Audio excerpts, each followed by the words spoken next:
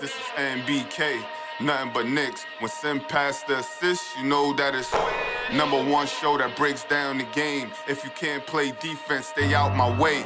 Dribble the ball, come down the lane. 5 seconds on the shot clock, who gon' win us the game?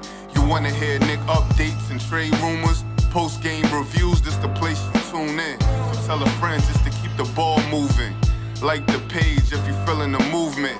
Every game we coming to win. Give us a sub like a player that came off the bench. This is NBK, nothing but Knicks.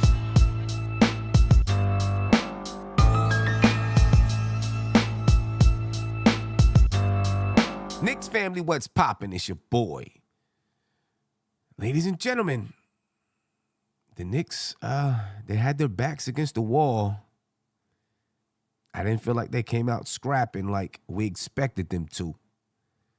They took that loss, ladies and gentlemen, and now they're down 3-1 to the Miami Heat. And that's a tough climb. That's a tough climb to win this series when you're down 3-1. You know what I mean? And a lot to talk about. I'm very disappointed. There's a lot to talk about. We're gonna go ahead and we're gonna get into it, man. I got Cornerstone Kev in the building. My man Tony Crow just jumped in. And yeah, you know, I'm disappointed. I'm very disappointed. You know, very disappointed because I just expected a better display of basketball. Even though the game was, it's an 8-point game, it doesn't matter to me. I don't care. They didn't play good. They shot it better, but then they gave up something else, right? They couldn't stop Miami from scoring whenever Miami wanted to score. They couldn't get offense. They couldn't get defensive rebounds. Miami was getting, they had a possession that maybe lasted a whole minute because the Knicks couldn't grab offensive rebounds. Just lack of detail. Lack of, not paying attention to the small things. Playing, body language, Julius Randle's body language sometimes, and other guys, like it was a game in November. You're not going to get it done that way. You know what I'm saying? They failed to step up, ladies and gentlemen, to the plate in this basketball game, and, that saddens me. That pisses me off. Not saddens me. It pisses me off. Really does. Pisses me off. But anyway, let me get these guys in the building and, talk about it some more. You know what I mean? Tony Crow, Cornerstone Kev got the muscles showing and all that. You know what I'm saying? That's how you got to do it today, Kev. I dig it. What's going on? I wish Mitchell Robinson would have showed some muscle. I mean, Tony, you start off, man, because I'm beside myself, man. I really am. I mean, I'm gonna be reserved tonight. I'm gonna reserve my disappointment or my anger, and base that off of how they go out. You know what I mean? Because they backs against the wall. I'm not expecting them to win 3 in a row, but I want to see how they go out. Are they gonna fight? Are they gonna win the next one and continue to fight, or are they gonna lay down and bow out? You hit the nail on the head, Sim. They played better, but it wasn't enough. Yeah. It wasn't enough from the jump. They didn't play better from the jump. Right. So they put themselves in the hole and had to fight the rest of the game. Yeah, I mean, I'm gonna tell you what. Really, I'm gonna just tell you what I feel. I just don't feel like the Knicks are good enough to beat them. I don't. I feel like the moment is too big for the Knicks. Miami, they have all the confidence in the world. They feel like they can beat us anytime they step out there on the floor. And from the Knicks' body language, to me, it looks like they don't believe they can beat Miami. They don't believe that they're as good as Miami. Every time the Knicks make a run, every time it maybe they feel like, or we feel like, or it just looks like they're getting back into the game, Miami hits a big three. They get a big offensive rebound, several offensive rebounds in a row. And I'm looking at the Knicks' body language, and maybe it's me projecting my feelings onto the Knicks. I don't know. But it looks like they're saying, no matter what we do, we can't get over the hump against this I team. I don't think it was just Miami though. Like, and I think the real thing that like bothers me more than anything, because you're right about the thing with the runs, but it wasn't just that. We had self-inflicted wounds Yes. We did. on We did. runs. We did. You know what I Yeah. mean? That could have cut the lead to one possession Mhm. or two possession. You know what I mean? So I think those are the moments that, or those are the things, like those things you could kind of learn from and fix.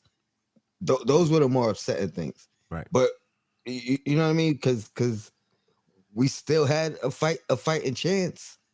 The problem was we kept. I mean, we missed a lot of open opportunities down the stretch too, wide open. You know what I mean? In the midst of momentum runs. Mm-hmm. So it was like we just couldn't string everything together. But you know what I mean? So I think we were outclassed at all facets of the game, from the coaching to the attention to detail, to the hustle, to the players. Let's also not forget that this Heat team, it is coached by a championship coach. This half of this roster, probably a little part of it, went to the bubble in the NBA Finals, so they have some sort of championship. I won't say pedigree, but they've been through through the wars and everything. So what I'm getting at is, for a coach like Tibbs to go up against a coach like Spolstra, you have to be on top of everything. And I think now it's with Tibbs, I think it's getting old now, because you don't think so? I mean, I think this was less to do with coaching and more to do with player execution. Like again, I go back to those self-inflicted wounds. Not Okay, taking anything away from Miami and right. or Coach Spo, but I feel like a lot of the times it was poor execution as opposed to poor coaching. Okay, so now I'm gonna throw this at you. We've seen this team all season. All season we've seen this team, and they've given us a reason to believe in them. Now that we're in the postseason, it just seems like everything has been reversed. So now I ask you again, Tony, is that a reflection of the coach, or is that a reflection of our expectations of the team after what they put us through this I entire mean, season? I'm gonna tell you. Okay, go ahead. I feel it's a reflection of the team. The lights are too bright. They're not ready for it, right? I mean, but this is a critical step that you have to go through to get ready for it. And you survey, okay, how good are we? And what do we need in order to get over the hump? And you try to go out and get that player or players, or do it, whatever it is that you need to do to get over that hump. But this team doesn't have, like you said, Miami has players that have been there, so they're not afraid of the moment. The Knicks have one guy who's been deep in the playoffs, Jalen Yes. Brunson. Yep. Josh Hart, first year in the playoffs. Julius Randle, second year in the playoffs. Quentin Grimes, what is this? His first year His in the first year. playoffs. First year, Quickly, yeah. second year in the playoffs. Obi, second year. RJ, second year in the playoffs. Mitch, first year in the playoffs, because he didn't play against Atlanta, right? So you have players who don't know how to play at this level. Miami has players that do know how to play at this level. That makes them the better team. I just don't think we're ready for this level right now. I mean, obviously you got to play at this level to get ready for this level. But right now we're not there, and I think the lights are too bright for us. I don't think we can handle it. And I think Tom Thibodeau's being out coached too. When I look at Spo and what he's doing defensively, I mean, he throws throughout the game several different styles of defense. You know what I'm saying? I mean, to start the half, he's got Gabe Vincent pressing Jalen Brunson full court, denying him the ball, not allowing him to catch the ball. Now, all of a sudden, whatever it is that the Knicks were planning on doing coming out of the half, you can't even get into it. Because guaranteed, what they were planning on doing coming out of the half involved Jalen Brunson with the ball in his hands first. And so they took that right away, right off the top. And now the Knicks are trying to figure out how to force it into Jalen Brunson. Caused a couple of turnovers. I mean, that is just better coaching. And that really had nothing to do on the offensive side. That's defensive, just having defensive schemes and saying, oh, they want to do this. We know they want to do this. This is what we're going to do. And it's easy to be able to have these type of defensive schemes and do things when you're up. When you're down, it's a little bit tougher. That's the truth. Because when you're up, you have a little bit more breathing room in case it goes wrong. When you're down, sometimes you're afraid. You're like, man, I don't want to get down even more. But you got to do those things. You got to do those things anyway. And, we're seeing, same defense.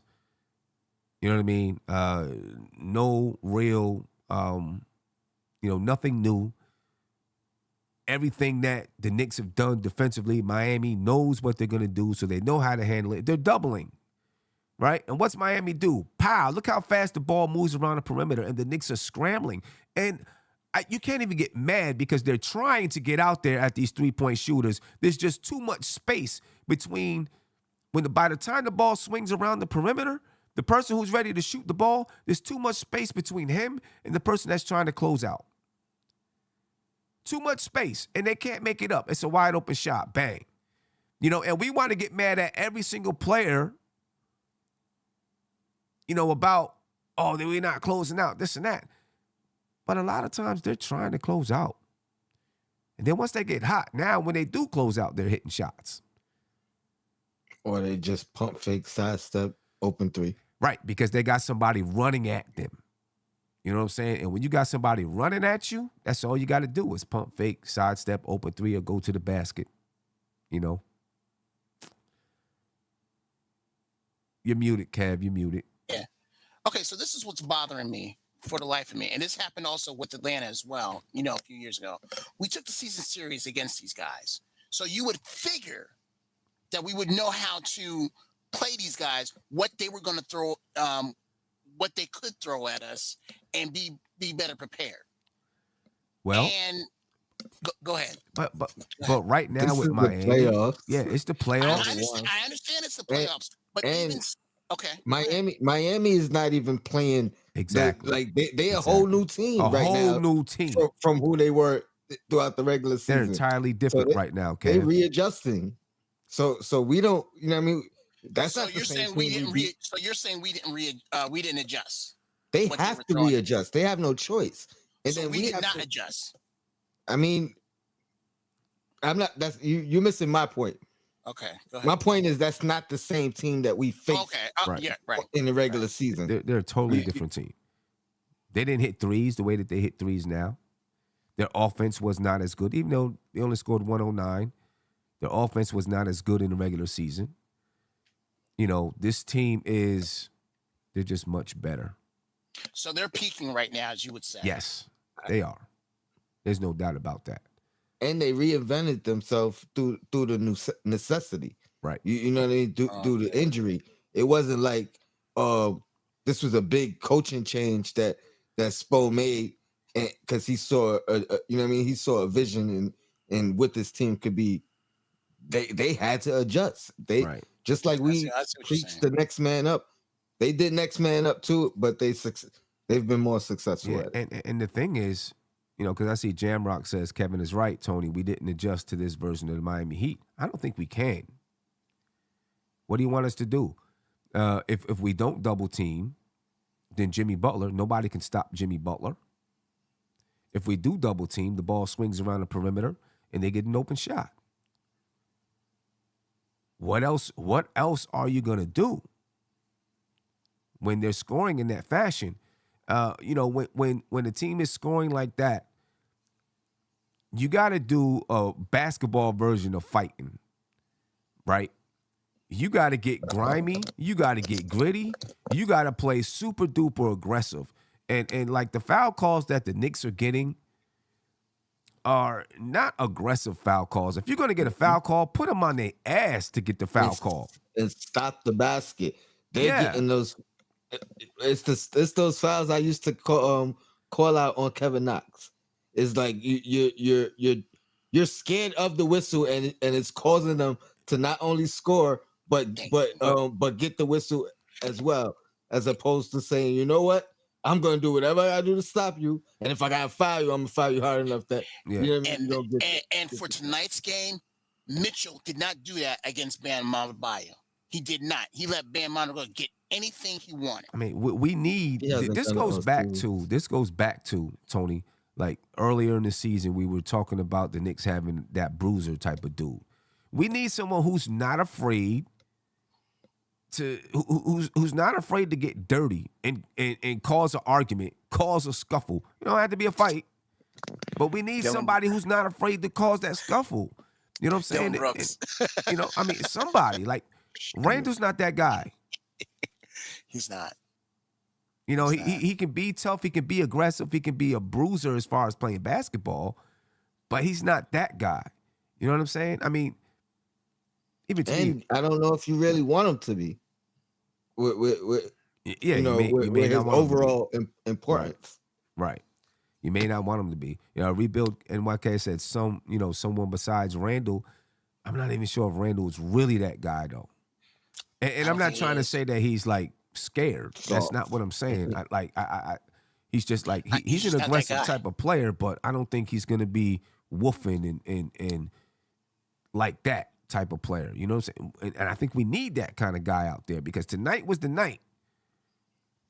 You can't beat them at their own game. Like you gotta gotta fight. Somebody needs to tell Randall, instead of getting them technicals arguing with refs, get because you think about theoretically how many technicals he's gotten. Yeah, you're right. I guess you rather if he was getting them in the manner that we're referencing, as opposed to getting them arguing calls. Yeah, but then you still get a bad reputation. And but Randall, this is the thing, like you were saying earlier, about people being, when we were talking about the team being afraid of the moment, and you pointed at Randall as being the main guy, which he is. And you can tell it because he's not even arguing with the refs. Like, I would rather see Randall complaining about every call or non-call than to see him like this. And he played better tonight, but the aggression that I'm used to with Randall is still not there. You know what I'm saying? It's still not there. I would rather see him complaining to the refs because when Randall's complaining to the referees, he's engaged, highly engaged. And, okay, we keep going off. We keep going on Randall. You two keep going on Randall. I'm going to go on Mitchell Robinson because he was supposed to be our anchor at the defensive end, and he didn't put up anything tonight. Not a thing. He let Bam Adebayo do whatever he wanted. I think Adebayo had 20 plus? Come on. I mean, come on, man. Mitch is outmatched right now. But he had two guys in Cleveland that could now. Yeah, but think about it. Those two guys in Cleveland are in the same boat that Mitch is in right now. Yeah, but that was two guys. This is just one guy right here. No, but those were two guys that weren't where the lights were too bright for them too. You know what I'm saying?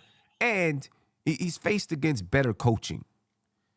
Like Mitch has a body on him every time. You know, whenever the ball goes up, Kevin Love, Bam Adebayo, somebody is boxing him out. You know what I'm saying? He's getting boxed out. And it's tough for him to rebound the way that, you know, he has been rebounding. You know what I mean? It's tough for him to do that. What's up, Bubba? Yeah, Big Bubba, what's going on, man? You don't have to let us know. I know if you're back there. You don't got to let me know because it comes up on the screen. People can see it. They're like, oh, Big Bubba's in the background. You know, don't let him in, blase, blase, blah. You ain't got to let, I'll let you in when I'm ready. No, I got you. See, and then he comes in with terrible audio. See what I'm saying? How's my audio terrible? Terrible audio. What's your thoughts on the game tonight, man? So for me, is that better, son? Yeah, it's better. You're good. You're good. All right. I'm just For me, 1, 2, 3 Cancun. You know, I just thought the fourth quarter was just disgusting when no offensive rebounding, and the main culprit tonight is Julius Randle. I'm gonna be honest with you. I don't know if he's quite the main. frank. I don't know if he's the main culprit. I'm gonna be honest with you, son. And I don't think this is a spur of the moment or in the moment. I think the Knicks will be in a better position when he's not on the team anymore. Yeah, you know, this goes around and around a circle every single time. You know what I mean? He doesn't play well or anything like that. You need somebody better than him, another person that's better than him. You know what I mean? I definitely agree with that. You know, but you know this happens every single time. Well, so Every my single thing, time. I mean, at the beginning of the playoffs, you know, people were, you know, oh yeah, I wouldn't mind this team sticking together and see how they can grow. Now it's this. You know, it happens because we're losing in the playoffs right now. You know what I'm saying? You know, I'm not saying he's playing terrible basketball. I've been on him for the entirety of this series. And, you know, I started thinking about it and talking about it in the Cleveland series. You know what I mean? This doesn't mean you have to blow up your entire team. I didn't say blow the team. See, I mean, I won't speak for people, but I know what I want the Knicks to do. Yeah, I know, but this happens every single time. You know, it goes from RJ to Randall to RJ, RJ to Randall to RJ. It happens every single time. Oh, go ahead. I was gonna say for me, when it comes to this, I mean, the playoffs show you what you need and what you don't need. For me, you know, RJ answered the call. Yes, he did. You know, after those first 2 games in Cleveland when he played horrible, he's averaged 23, 24 points since those first 2 games in Cleveland. So I mean, he's had one bad game, and that was the other game last night. The other game, game 3 against the Heat, we had like 12 points, something like that. But for me, when it comes to Randall, I mean, Jalen's going to be fine. But for me, when it comes to Randall, man, you're talking about, okay, we got a decent sample size now of what he is, and the playoffs show you who you are. And listen, Randall is a great regular season basketball player. That's okay.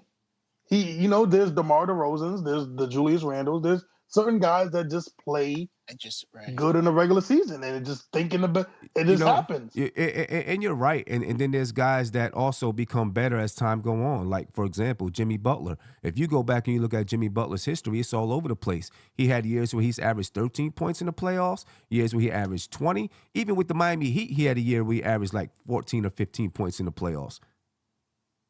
In his first 2 years ever in the playoffs, he averaged 13 points per game twice in the playoffs. You know, I get it. You know, this going to be a scapegoat. You know, so I ain't going to argue it too much. I wouldn't call this a difference between a scapegoat. I mean, you literally came in and said, I blame this entire game on Randall.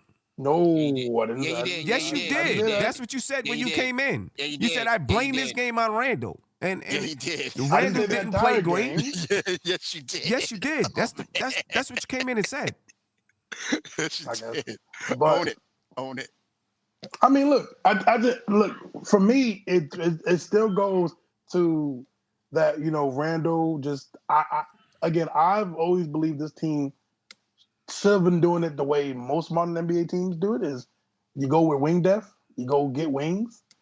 The Knicks have been not doing that since ever, since probably the late 2010s. They haven't drafted wings or got acquired wings, good wings. I think the Knicks got to go in that direction.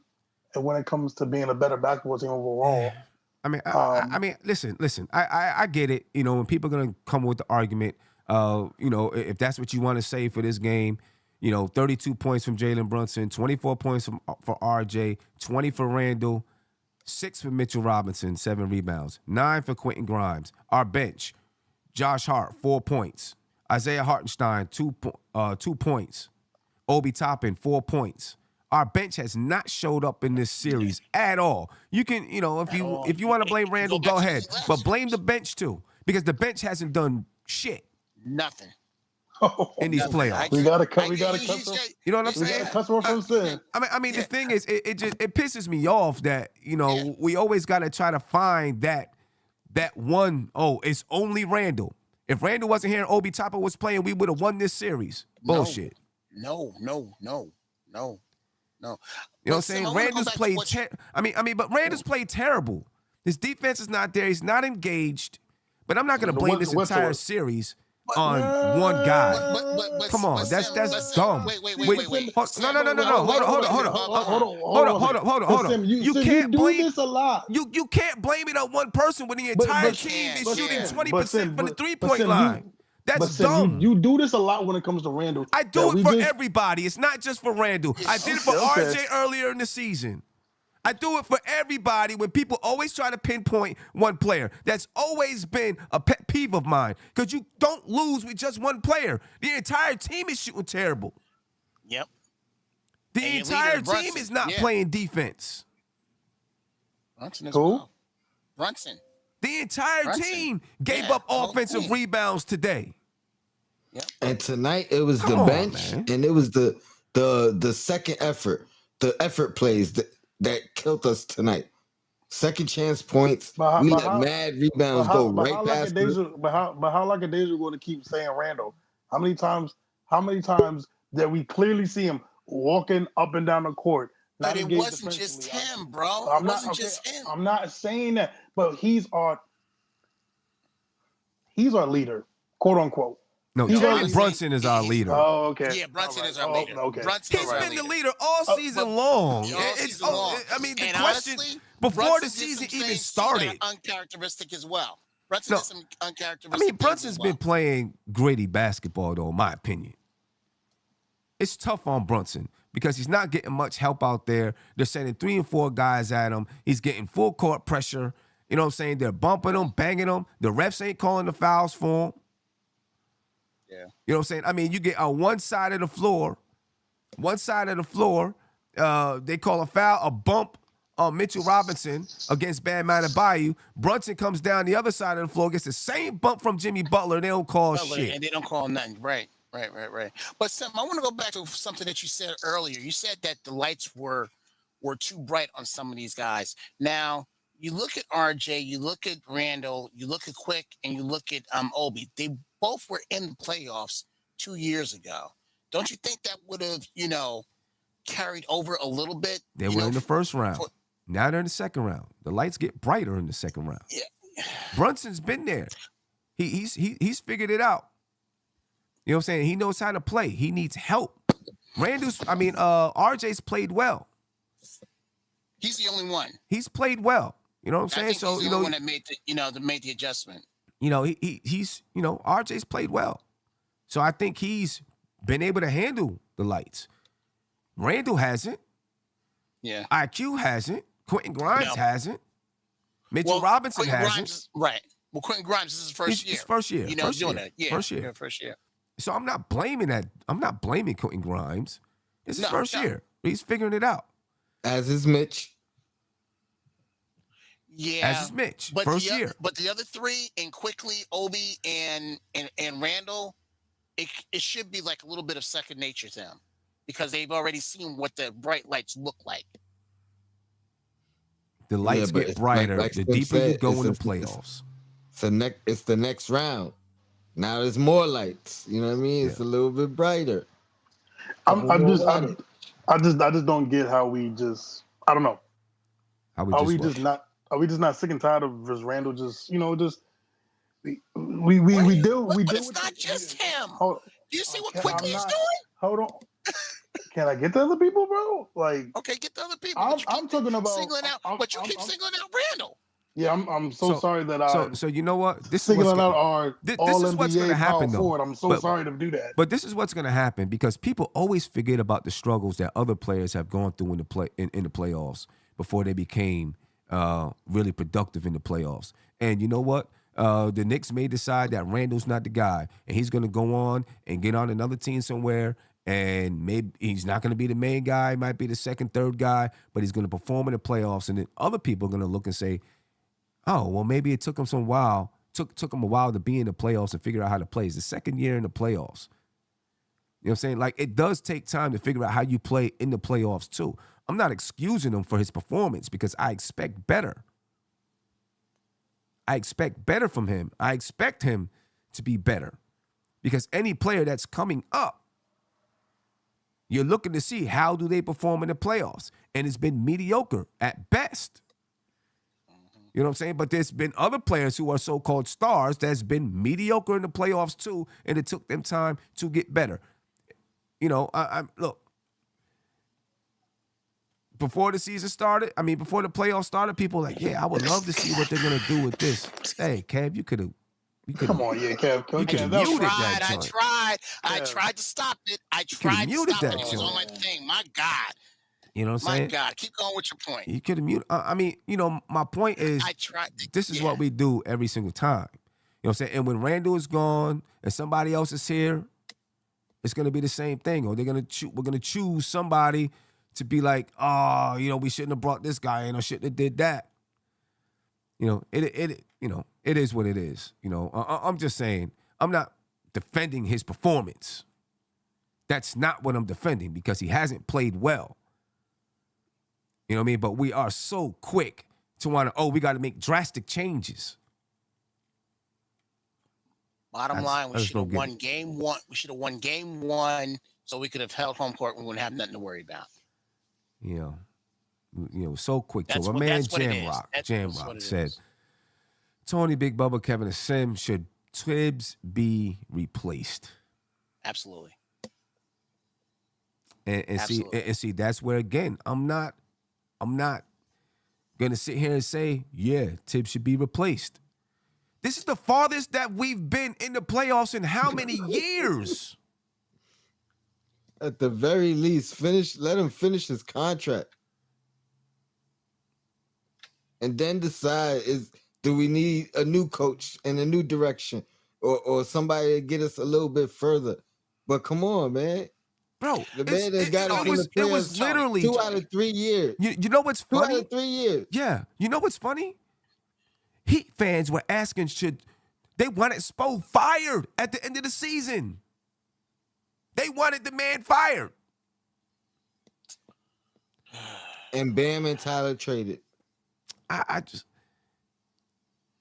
It's been since 2013 since the Knicks have been in the playoffs. I mean, not in the playoffs, since the Knicks advanced out of the first round.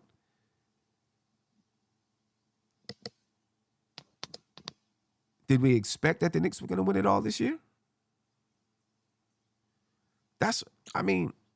Okay. All right. So to retort what you just said, Yep. right now, no, but we were in a darn good position for it to happen. For what? And now For to what? go for We were in a darn good position for what? to at least go to the Eastern Conference Finals.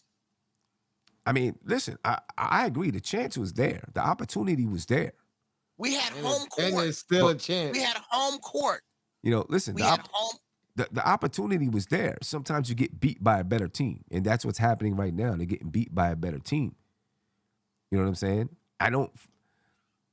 People are people. When we were, it's funny. Just a week and a half ago, 2 weeks ago, oh my God, Tom Thibodeau's, yeah, we got to keep Tom Thibodeau here. He's doing this, he's doing that against Cleveland. Sometimes when you have a better team, it can look like you're doing some great things. Spo is he's a great coach. He's doing a great job. He's out coaching Tibbs. No doubt about it. In my opinion, guys that we haven't even heard of.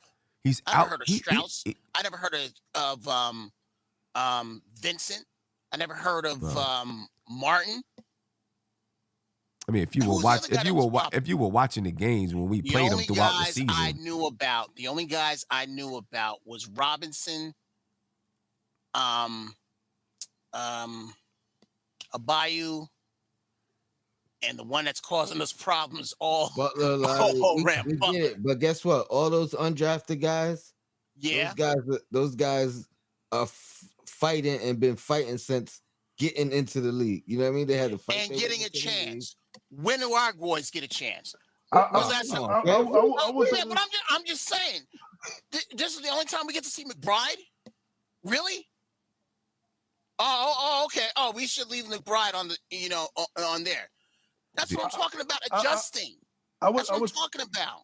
Go ahead, Bubba. I would say this about Thibs. I mean, personally,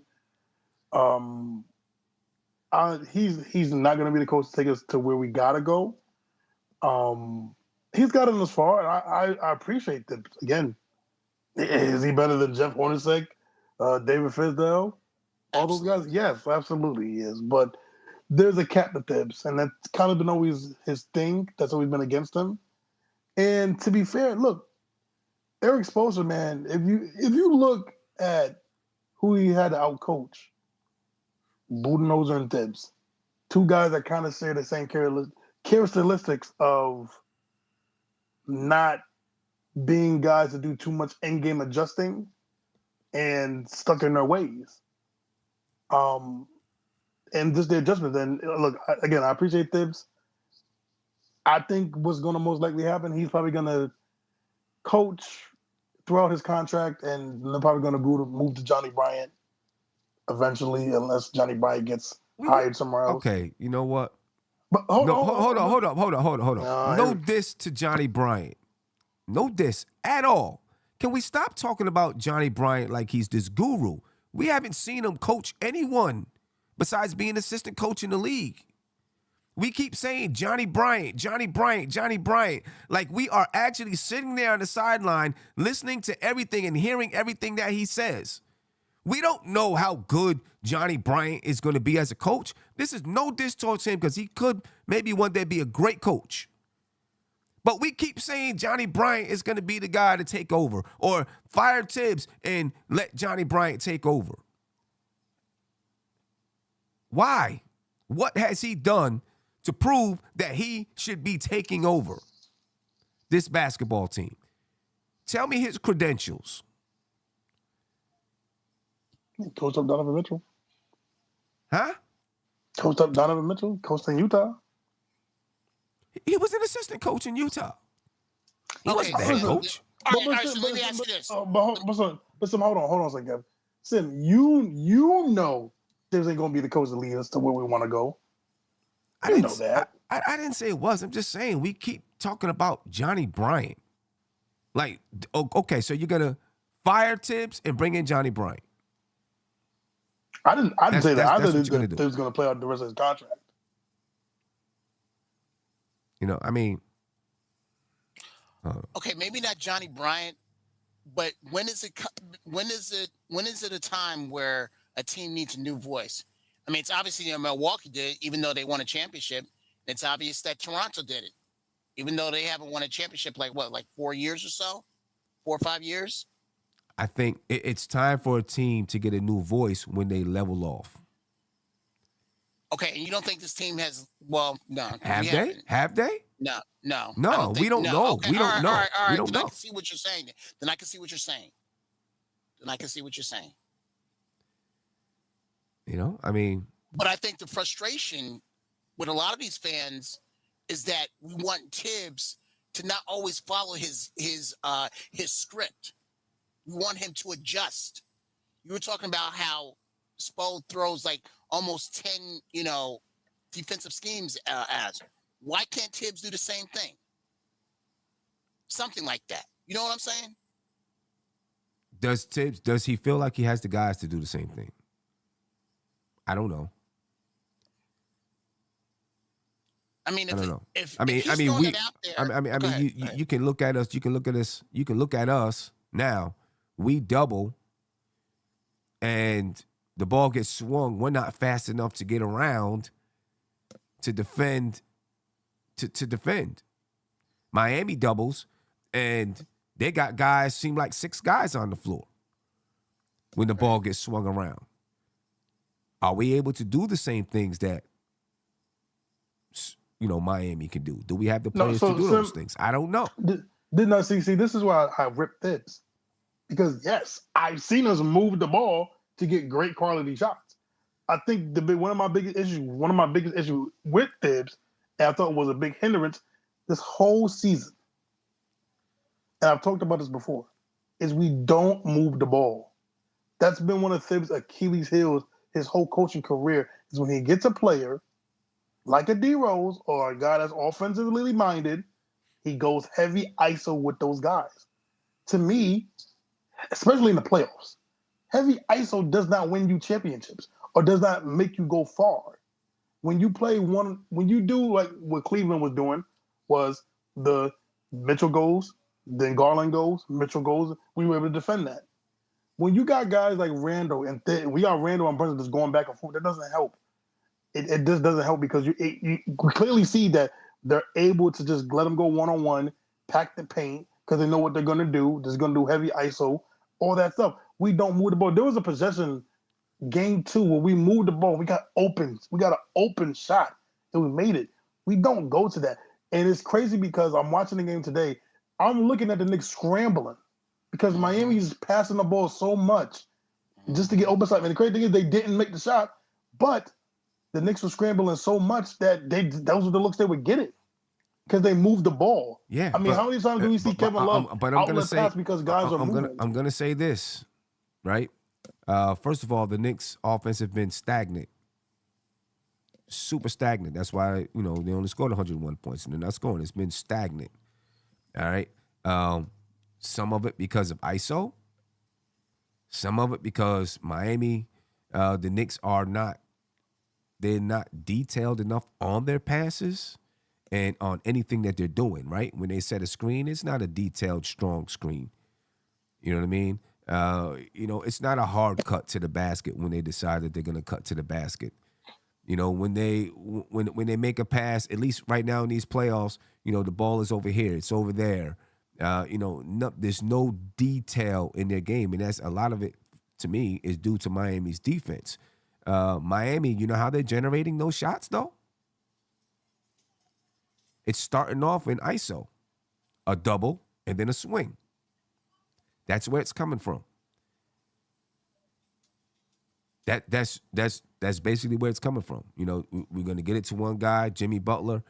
It's gonna be an ISO. Then we're gonna swing. If it's not an ISO, it's a pick and roll. Crashing on the pick and roll, swing it. It's kind of where it's coming from. You know what I'm saying? Kyle Lowry penetrate to the basket, much like Brunson does, but he's able to kick it out, swing it. Right? Once that person close out, swing it, shot. It's kind of starting off with the same thing. It's funny you mentioned Lowry because again, here's a guy who won a championship with Toronto. He has championship experience. Yeah. He does. So I mean, my thing is, as fans, we never want to see how something's going to marinate. Although this team has been on an upward incline for the last 3 years. I know last season they dipped, right? But if you follow a line of progression, normally it's never just straight up. It's normally up and down and up and down and up and down. You know what I'm saying? But it's still going up. I feel like this team is still progressing. We're still learning. We're still growing. We're not done. You know, B Baller says we're past marination. We've ventured into dry aged. I disagree that we're past marination. I mean, we're a team that 2 years ago was in the first round. Last year, didn't make the playoffs. There were definitely injuries, so on and so forth. This is Brunson's first year with the team. You know what I mean? The Knicks possibly, if they had a better November, could have won 50 games, advanced past the first round in the playoffs, getting stomped out right now. And his first year as a league guy. Yeah. You know what I mean? So I think he kind of relied on his ISO skill primarily because, you know what I mean, there's still a learning curve throughout the season. You know, obviously you build some chemistry, but he had to, throughout the year, go with, you know, what he knows. And that's how to get a bucket. You know, I mean, I just feel like... I mean, that's good. That's good, Tony, but it just, again, right, ISO to me, should be second versus moving the ball. Because again, the Knicks, think about this. The Knicks, for the most part, maybe since Jeff Hornacek or whatever, we're like bottom tier assists. We don't move the ball. We've had like 3 different coaches. We don't move the ball. Like, well, I think that's been an issue for a long time. So then who's the comment? So then what, you know, you said we have 3 different coaches. We don't move the ball. I mean, it's been different players coming in and out. It's but we just don't have a coach that preaches ball movement as much as it should be. Because to me, there should be no reason why we're still in the bottom half of low assists. We average what during the season? We average 22 assists a game. Yep. That's terrible. Yep. To me that's unexcusable, and it kills us when when the ISO doesn't work, we look like shit. I mean, I get it. I get it. I understand that. What I'm saying is, the team is not done growing. It's not all going to be perfect in one season. That's what I'm saying. I think Randall's done growing, to be honest with you. Yeah, people thought that about DeMar DeRozan. He still stinks, Sim. DeMar DeRozan still stinks? Yes, in the playoffs, yes. DeMar DeRozan is not good in the playoffs, Sim. We can go look at his stats, but please look at his stats. He's not good in the playoffs. People. I can remember Big Bubba. After the end of last year when DeMar DeRozan was doing what he's doing, talking about, oh man, we could have, we could have, should have, would have. Talking about DeMar DeRozan. Hold on. I know who I wanted last year, so don't even do that. Talking about DeMar DeRozan. Let me get to a phone call. No, here you go. All these flip-flopping people, man. Call it, you're live. Tell me your name and where you're from, please. Yo, can you hear me? Hold on for a minute. Let me get you. I'm going to hang up. I need you to call back so I can get you reconnected, so I can get you connected to the show, because for some reason it doesn't seem like you're connected. I don't know why it didn't connect. Anyway, Corey Lee, thank you for the super chat. He said, I'm going to keep it a buck. We didn't show up, and the refs didn't help at all. And no doubt about it, man. The referees were... the referees were it was rough with the referees tonight, I thought, man. You know what I mean? I can't blame this game on the referees because the Knicks, in my opinion, didn't bring it. But I didn't feel like the referee, it just felt very slanted to me. Tony, what's your thoughts on the refs? I mean, I told myself I'm not gonna talk about the refereeing of the game. And to be honest, like I told myself I'm going to reserve my whatever anger, disappointment, blah, blah, blah, until seeing how we finish this round. You know what I mean? You know what I mean? Whether it's going out fighting and winning one at home and then seeing where we go, or if they fold. because I think that's going to be the true telling sign. I gotta acknowledge, our main three guys didn't play horrible tonight. You know what I mean? Like those guys showed up. They ain't played phenomenal, but you know what I mean. Collectively, they played. Uh, they put up a fight. The bench, I think, has been the biggest disappointment in the series so far, but it ain't over yet. So I'm not gonna, you know what I mean? I'm still trying to be even kill. Yeah, I can't be even kill, man. I can't be even kill. I don't feel like. I don't know. I don't feel like we're as good as them. So it's hard for me to be even kill. I just don't feel like I we're as mean, good as them, man. even if that's true, and that's fine. You know what I mean? Like again, I'm trying to just reserve some of my frustration to see how they finish. You know what I mean? Because if they don't put up a fight moving forward, you know what I mean, that's gonna be even more disappointing. And there's no sense of me being angry twice. Yeah. I mean, my thing is, I think they're fighting. They're making a lot of mistakes out there, but they're fighting. I just think they don't But have even enough, that, man. a lot of those mistakes we saw early in the season, and then we seen them kind of slowly clean it up, right? You know what I mean? Towards the end of the season. Right. And now it's just kind of reverting back.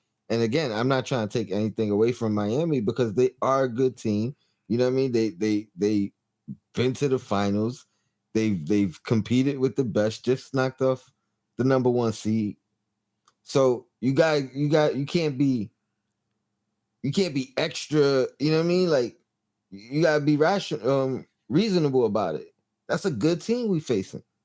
Yeah. No doubt about it. Even through their adversity. But yeah, to me, it's about how we go out now. This was in the books. You know what I mean? I'm trying to see how, I want to see where they are mentally moving forward. You know what I mean? Especially with Randall actually having a decent game tonight. Yeah. I mean, he did. I don't feel like he exerted his strength, Will, yeah, his will. absolutely. You know what I'm saying? Decent game, but I feel like he could exert his strength even more. There we go. Now we got it connected. Caller, I'm gonna ask you to turn that down in the back, and then I'm gonna get to you live in just a second. As soon as you can turn that down, caller, you there? Yeah, I'm there. There we go. I appreciate you calling in. All right. Talk to us, man. Talk to us. Yeah, this is Morgan. I'm calling from Brooklyn, New York, man. Just wanted to point out two things with our coaching and with Randall. I know we said we can't put the whole blame on Randall, but when you're looking at a second option as far as scoring, and he's not producing as much as Brunson is producing when he's being double teamed and he's giving us 30 and 11, and as our second option, he's just playing okay. That's not acceptable at the championship level. You know what I'm saying? I really believe that, we need more from him, moving on to next season, or, we look for another option. I just think he reached the ceiling as far as skill. I think and with Tom Thibodeau, I think, yeah. No, I agree. We need more from him. It's no doubt about it that we need more from him. You know what I'm saying? I'm Right. not going to, blame this entire series entirely on him. There were, but you need, obviously you need him. He's one of your main cogs out there, right? I mean, you look at tonight, 20 points, 9 rebounds. We needed bench production. We got no bench production, right?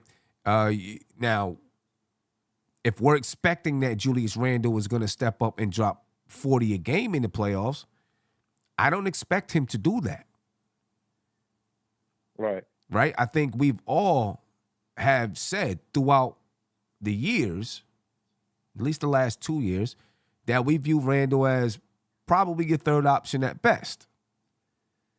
That's true. That's true. Right? But now, everybody wants to get rid. I'm not saying you, but everybody wants to get rid of him because he performs like a third option in the playoffs. We know that he's a, Makes sense.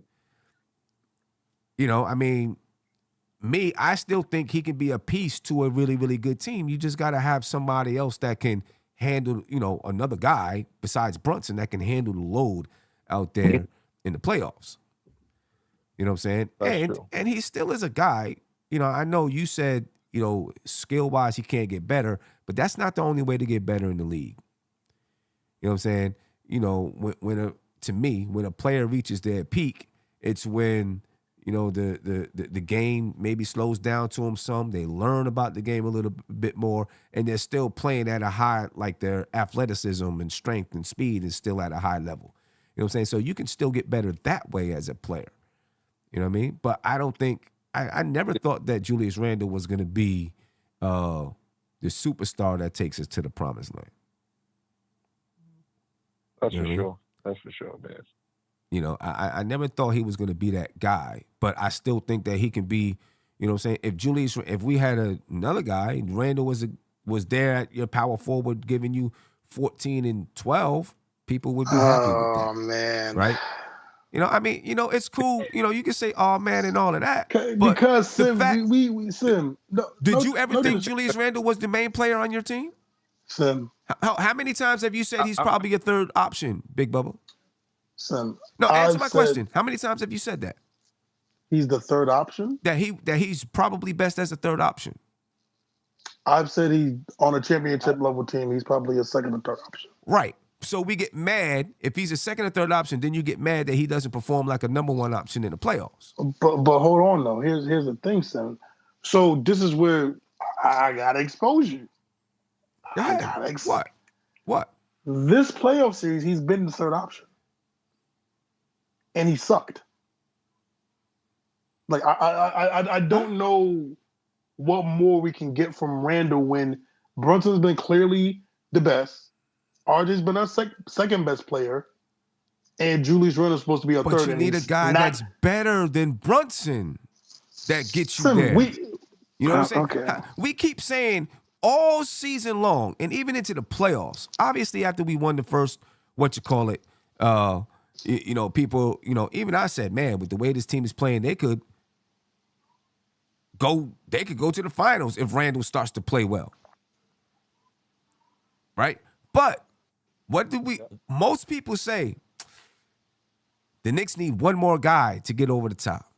They need one more. I've said that. That we're one piece away. We're one piece away. We need, with the team that we have now, we need one more. But Sim, now we get mad that guys don't perform when we say we need one more. But Sim, here's the problem. My thing is this. Hold on. Like Old Soul Chief is saying, it's year 3 of a rebuild. Keep the stability. I agree. You don't have to make changes because you lost. You figure out how to get better, because I still think we're on an upward trajectory. That's what I'm mad about. It's not just about Randall. It's about now, because we lost in the second round, even though we're on an upward trajectory, we're getting better as a team and an organization. We got all of a sudden, bam. Oh, that's it. Yeah. That's what I don't like. Can I say one more thing? Yeah. Yeah. Not to put the emphasis on Randall again, but I just believe that with we've entrusted in him so much, along with the other other Knicks fans and Tom Thibodeau, that he's been so pivotal for us that we see him as our hero in a sense. You know what I'm saying? So I feel like in order for us to get better next year, we have to kind of like move him as a piece, not move him off the team, but move him, as you said, as another asset to the team rather than point production. Like we can use him and, trying to like, sub him out with some more options, different options, you know what I'm saying, to get us, to where we want to be. Nah, I agree. I agree, which is one of the reasons why, what was they trying to do? Get Donovan Mitchell. Right? That's why they looked at Donovan Mitchell as that guy. Right? So Sim, hold on. I just got to say this. So we talk about Randall, right? They just asked him, Why did Miami got more offensive rebounds? Maybe the Heat wanted more. That's the third option we want. That's the guy we want. That's Yeah, great. that's funny to me, man. They did want it more. They did That's want funny. it more. See, this is so what? This is what pisses me off, though. And I'm not talking to you on the phone or Big Bubba. It's just people don't understand the growth process. It takes losing like this to learn sometimes. You don't just stop just because you failed or didn't succeed or you took a hard lesson. That's where I get frustrated at. Because we have young, talented players. We have our cap situation is good. Right? Like we have all of those. Most of our players is only their second year in the playoffs. Besides Brunson, there is room for this team to grow. There's room for this team to grow and get better and learn. It's not easy. It's not easy. You know what I mean? This is the best that we've been in 10 years. I mean, I dig what you're saying, though. I didn't get your name. What's your name on the phone? It's Pop. Pop? P-O-P? Yeah, P-O-P. Yeah. Now, listen, I understand what you're saying. And I agree. We got to, we need to have another guy, possibly wing player. You know what I mean? There's a spot open for a wing player to take in and grab a hold of it to help. And maybe be here. I don't know why we didn't use Fournier as much as we should have, I think. I don't know. Yeah, I mean, I wasn't opposed to using Fournier today. You know what I mean? I mean, our 3-point shooting ended up being what? We ended up shooting 32.1% from the 3-point line. We started off good, ended up shooting bad. I wasn't opposed to it at all. Hey, Pop, man, I appreciate you, man. I know, tempers are flaring up here today. So I appreciate you, man. Thank you. Thank you for the call, bro. Thank you, Pop, for agreeing with me. Thank you. Yeah, have a good one, man. I appreciate it. This is what happens when the Knicks lose, folks. But I agree with Old Soul Chief, man. It's year 3 to rebuild. It's year 3 to rebuild. We still growing. We still growing. Now, obviously, if you can make a move that makes your team that much better, then you do it. Then you do it. But, we're still growing as a team. You know what I mean? It's a rough night tonight, man. Knicks get out rebounded. You know what I mean? And that's been something that has, the Knicks started off dominating the glass. Even though they lost game 1, they dominated the glass. Game 2, they won, but they dominated. You know what I'm saying? Game 3, Miami, they rebounded better than us, 50-48. Tonight, they dominated the glass. You know what I mean? They dominated the glass. Can't happen. Yeah. I mean, I know it's 3-1, but I'm not. And again, I'm not saying we can win, but it ain't over yet, right? So it ain't over yet, man. I'm sticking by. Right now, the biggest thing for me is how do we end this series? I don't even want to say how do we go out. I'm going to say how does this series end? Do we end fighting and figuring a little bit of things out? You know what I mean? Showing that we're not just going to bow down. And Sim, you said, hey, they're the better team. If that's the case, that's the case. But I want guys to leave everything out there. You know what I mean? Yeah. Don't seem like, oh, you could have did this better. You could have did that. You could have. I want all the effort. You know what I mean? Leave it all out there. Nah, ain't nothing I else to feel lose you. now. Nothing to lose. So, you know what I'm saying? I mean, For me, this is fighting time. You know what I'm saying? This is when, I mean, I know everybody's friends with everybody in the league, but this is when you got to put somebody on the ground. Mm-hmm. You got to let them know we not just rolling over. We are out here to battle you, fight you, kick you, bite you. You know what I'm saying? But we want to win this just as bad as you do, because right now it doesn't feel like they've wanted to win just as bad as them. You know what I'm saying? Doesn't feel like that. And we need to. The Knicks got to step up and play that type of game. The Knicks have been the bully all year, but now they're getting bullied. Mm-hmm. Now they're getting bullied. Coach Spo's coaching like a mug. He's coaching a great series. Tom Thibodeau, not so much, in my opinion.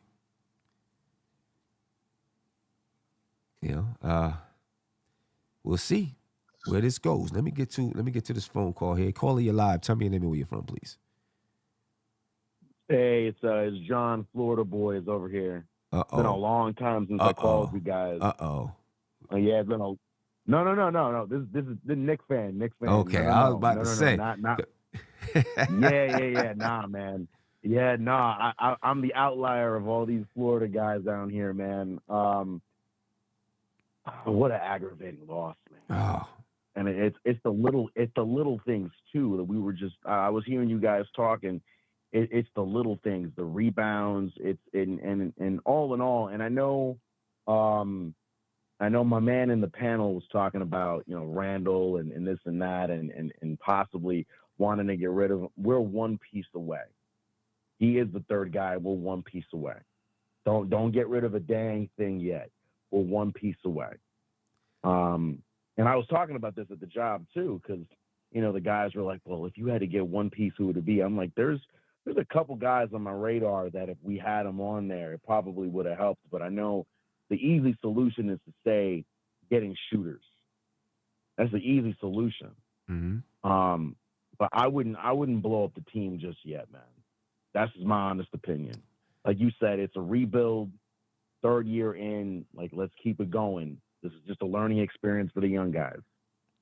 Yeah, I wouldn't. I mean, we're on an upward trajectory. You know what I'm saying? Yeah. You got to learn somehow. You don't get it all at once. Sometimes teams do, it happens. But most of the time, you don't get it all at once. It's a learning experience. You got to figure it out. You got to figure out how to play in these type of situations. You got to figure out how to play when the lights are bright. The lights are, right now, I feel, too bright for this team. Not Brunson. I think Brunson is doing his thing. But for Randall, for Quickly, for Mitch, for Grimes, the lights are bright. You know what I'm saying? And you need all of those guys to step up to be able to play. When you look at the Miami Heat. That's what it's about, man. Yeah. You look at the Heat, they got a lot of guys that, they've been to the dance. They've been deep in the playoffs. You know what I mean? And their expectations. See, the Knicks didn't come in, and I don't think they came in with expectations to be a championship level team. They came in with expectations to make the playoffs. Miami came in with expectations to make it to the championship and win the championship. Their fight is a little bit dirtier than the Knicks because of that, in my opinion. You know what I'm saying? And this is not an excuse. People in the chat will say, oh, you're making excuses for the team. It's not an excuse at all.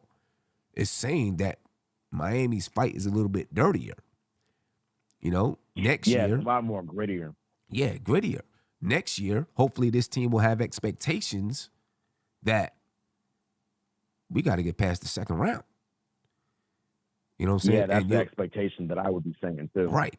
And then now their fight's going to be a little bit dirtier. You know what I mean? Like, that's how a team grows. But as soon as we fall into some adversity, everybody wants to get rid of everybody. I just don't think that's the way it goes. You got to, you got to keep growing. You figure out if you can add another piece to it. You know what I'm saying? Yeah.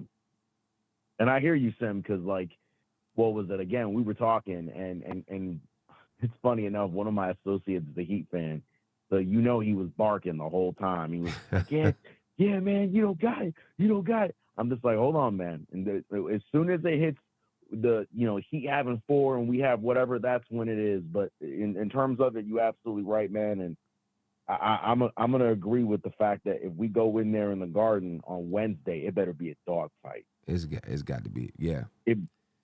It's got to be a dog. Don't let. It's one thing if you get punked out in their home court. It's another when you getting punked out the same way in your home court. Right. Because New York is not gonna have it. They're not. They're not having it at all. Yeah. Not at all. Like if you got to whack Zeller in the face again, do it. I don't even care. Take that mask off his face. Yeah. It's got. It's got to be one of those fights. It has to be, man. It has especially to be. When you were down 3-1, and the first 2 quarters. I thought the first 2 quarters we were doing better. Like they were given an honest chance, and then the third and fourth they just deflated it. I'm like, guys, you can't be doing this in terms of games, man. Right. And we go back to the rebounds, we go back to the turnovers. I'm just like, bruh, like this is not how you win games, man. No. So, I mean, when you look at those possessions in the third quarter, I think it was, where Miami just continuously got offensive rebound after offensive rebound. And when the Knicks finally got their hands on the ball, they stepped out of bounds. It was just like, what is happening out here? You know what I mean? Yeah, man. And it was frustrating. And credit to Miami, man, because I'll give them credit where credit is due. They didn't do no crazy, razzle dazzle type, jibba jabba jump shot type stuff. But you had them in unison, whether it was in transition or not. They were in unison, and it's from game 3 to game 4. Is it just me, or is it like when it comes down to when the rest of the Knicks players got the ball, it's like they're like, oh, I don't want the ball, I'll pass it over to you. This is like, you guys can't look lost out there because Miami's watching you. Yep. Yeah. It's stuff like that just you pay attention to, and you're like, ouch. Just from quarter 1 to quarter 4, and I want them to pull out a dub over at Madison, but 3-1. Yeah, man. I'm sick of my head as I'm saying that. Yeah, the thing is, it has to start with 1, right? It has to start with 1. You come back to Madison Square Garden, get the win, and then game 6, now it comes down to 1 game. Really, everyone always looks at it as you got to win 3, right? Really, you got to win 2, because once you win 2, the last game, both teams are in the same situation, right? So you got to win 2. Mm-hmm. That's where the Knicks are right now. They got to win 2. They, obviously, they have to. If they don't win at MSG, they're eliminated, right? But once you win 2, you win that first game at the Garden, you get back to Miami. And if that game is close down the stretch, the pressure switches over to Miami. You win the game at the Garden, the pressure kind of switches over to Miami. You know what I'm saying? Right. And then, now, listen, they're a veteran team. They got a lot of guys with a lot of poise. I don't expect that they're going to lose their composure, but you got to put the pressure on them anyway to see if they'll lose their composure. So, they got to get game, 5. Got to get game 5. Yeah, and my last point was I heard something about Fournier and Rose, and I actually would have been cool with both of them sliding in. As a matter of fact, I think third quarter I was like, all right, just put in Rose. Like that at that moment I was just like, all right, let's try it out. Let's see what's going down. Yeah. I was happy for the one adjustment having Grimes back in the starting lineup. I'm glad that he listened to a lot of other people with that one, because having Josh come off the bench, that's kind of how we got here, But even then, you had him, you had Brunson, and you had Randall. All 3 of them just foul trouble. Foul trouble. You had me biting my nails the entire time. Man, and Hart gave us 4 points off the bench. we thought that Yeah. would flip flop the bench production, and he came up worse. I mean, that's his worst game of the playoffs. Worst game as a Knick, probably. Mm-hmm. Yeah, Worst game as a Knick. 6 points, 2 rebounds for Josh Hart. Yeah. Listen, the Knicks had 2 guys foul out. 2 guys foul out in this game. And what was the highest foul count for Miami? Because I think it was like the Knicks just couldn't get the right call for them tonight. You know what I mean? And Miami got every call, every single call. It was definitely frustrating. You know what I mean? And let me see. For Miami, their highest personal fouls were 4. Cody Zeller had 4. Max Strus had 4. Jimmy Butler 2. Kevin Love 2. Bam Adebayo 2. Gabe Vincent 3. Caleb Martin 2. Kyle Lowry 1. Come on, man. Come on. Yeah, I didn't even want to say it's them. Because I know that's one of the very few arguments that you get in with like NBA sports is, oh, the ref calls. I didn't even want to because I knew that would be like a real. But let's talk about it, man. In this series, it has really not been swaying with the Knicks right now. Like I'll even call it how it is. Like it's not being like in game 2 or I think it was game 3. It wasn't even called down the middle. It almost felt like to me like you just wanted a 2-1 stretch for Miami in that case. Yeah. Yeah, I know hasn't that's been, crazy to say it, but and it's just like part of it is Miami is more aggressive too. okay, yeah, that as well. That's part of it. They're more aggressive. So the more aggressive team, a lot of times, is going to get those foul calls because they play more aggressive. And the Knicks, not really, they're not exerting their will. They're not playing with that type of aggression. Yeah. I mean, the player of the night, I got to give it to Bam. Yeah.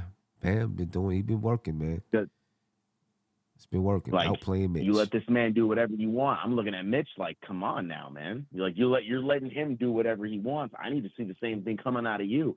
Yeah. I know my boy at the beginning of the stream was talking about Mitch. I have to agree with him. Yeah, Mitch is, it's been a rough series for Mitch. Total opposite from, playing against Cleveland. You know what I mean? Total opposite. Bam Adebayo, Kevin Love, these guys are putting the body on Mitch. You know what I'm saying? Not letting him grab the rebounds that he's normally rebounds. And then when he brings the ball, Mitch likes to grab the ball. He brings it down low, maybe to take a power dribble, whatever. They got hands down there. Kyle Lowry, all these guys, they got hands reaching in. And that's another thing that's bothering the Knicks. Every rebound, if the Knicks get a rebound, there's a hand there trying to knock it loose. You know what I'm saying? On the pass, you catch the ball, there's a hand trying to pop it. Like, they got somebody someplace all the time. And it's bothering the Knicks, It's bothering them. But this is a big disruptor in terms of, like, each possession, yeah. Yeah, but this is how you learn how to play playoff basketball. You got to go up against a team like this. You know what I'm saying? If you look throughout history, teams that have grown and won, they had to deal with this, right? The Chicago Bulls had to find a way to get through the Detroit Pistons. Mm-hmm. You know what I'm saying? And they got battered and bruised. And what did Jordan do? He went in the summer and he hit the weights. He said, nah, they're not doing that to me again. You know what I'm saying? And came back. The Knicks had to go through the Bulls back in the 90s. And then finally, when Jordan wasn't there, they made it through. You know what I'm saying? But they had to go through the Bulls to get there. They got eliminated first round. They got eliminated in the second round. They got eliminated in the Eastern Conference Finals. It takes you got to take these losses to win. That's how you learn how to win.